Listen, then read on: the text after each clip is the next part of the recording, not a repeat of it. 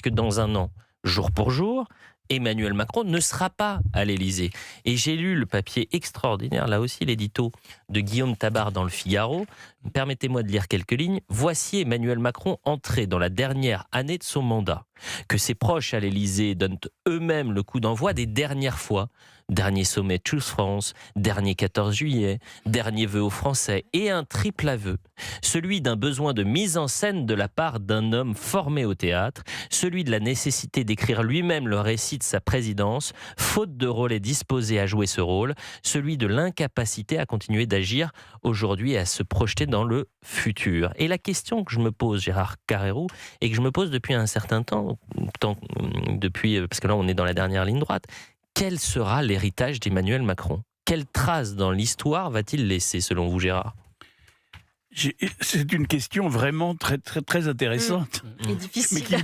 Dont la réponse me fait peur à moi-même, parce que si je me laissais aller, ce qui m'arrive de temps en temps, à dire ce que je pense vraiment... Ah ça, vous avez le droit, bon. Bien sûr. Et je crois que je le fais assez souvent. Oui. Je dirais, il ne restera pas grand-chose. Si vous voulez...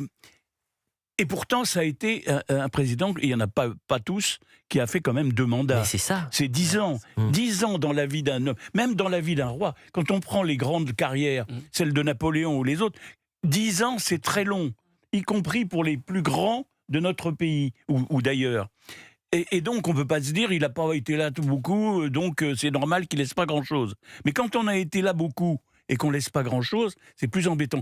Si vous voulez, j'ai presque envie de... Je crois que c'est Diderot qui avait écrit un truc qui s'appelait « Le paradoxe du comédien ». Et je dirais, c'est le paradoxe du comédien. Macron, il a peut-être confondu le régalien et le comédien. Le régalien, c'est-à-dire, qu'est-ce qui sont ses plus grands échecs ? C'est de ne pas avoir compris les problèmes qui touchent aujourd'hui les Français, l'immigration et l'insécurité qui parfois va de pair avec, et ainsi de suite. Ça, c'est effectivement le régalien. Et il n'a pas compris. Depuis le début de son mandat... Mais c'est peut-être son plus grand échec, Gérard Carrérou, c'est le rapport au réel. Oui. C'est la Macronie qui est incapable d'avoir ce rapport au réel. Oui. L'insécurité n'existe pas. C'est un sentiment, l'insécurité. La vague migratoire, c'est un terme qu'il ne prononcerait pas parce que ce serait stigmatisant. L'économie, par exemple. Il n'y a pas de faillite en matière d'économie, parce qu'il y a eu des grandes crises et il nous présente le quoi qu'il en coûte comme la seule et unique boussole. La diplomatie, pareil. C'est le rapport au réel. Et j'en veux pour preuve ce qui s'est passé cette semaine, encore une fois. Vous avez un journaliste qui entre dans les coulisses de la vie privée, de la vie intime d'Emmanuel Macron et de Brigitte Macron, en expliquant qu'il y aurait eu des tensions entre les deux après des messages avec une actrice iranienne, ce qui est démenti par Brigitte Macron. Mais le résultat, c'est quoi ? C'est cet avion, le tarmac et la gifle. La gifle, le rapport au réel, n'est pas une gifle, c'est une chamaillerie.